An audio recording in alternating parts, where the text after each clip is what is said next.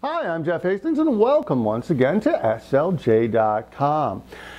2009, in the tech world anyway, I think it will be characterized as the year of the netbook. Netbooks seemed pretty scarce in 2008 and then just blew up in 2009. All of a sudden you saw them everywhere. New ones seemed to be coming out every day, and they were picked up and embraced by all different kinds of users with all different kinds of demands. Well, now that it's 2010, I think it's safe to say that the honeymoon period for netbooks is sort of over. And I think it's also safe to say that netbooks worked out better for some than they did for others. I did hear from a lot of people late last year who said things like, I bought a netbook and I loved it. It booted up so fast, it was so portable, it was so convenient. But I found that after a couple months, it just couldn't do enough of the essential stuff I have to do at work or at school.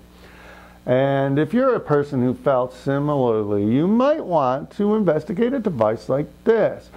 This melds the form factor of a netbook with the computing power of a business class notebook, and I think it does so really well.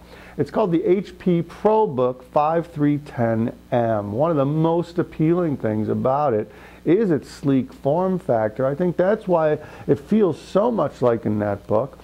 It's less than 1 inch thick, so a really slim form factor, incredibly slim, and it weighs only 3.8 pounds. It's also drop dead gorgeous. Come and take a closer look. One of the first things you might notice about the ProBook 5310M is this rather unusual keyboard. It's called an island keyboard, and the spaced out design, HP tells me, is basically an aesthetic decision on their part.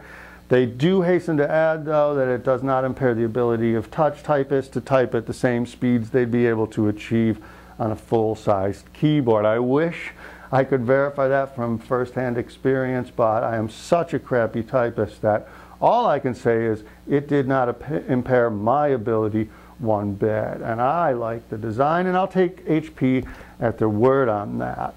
You might be asking, how did they get it so slim? This is a really slim notebook. Well, they did a couple things. One thing they did is taking perhaps a cue from netbooks. There is no optical drive on this device.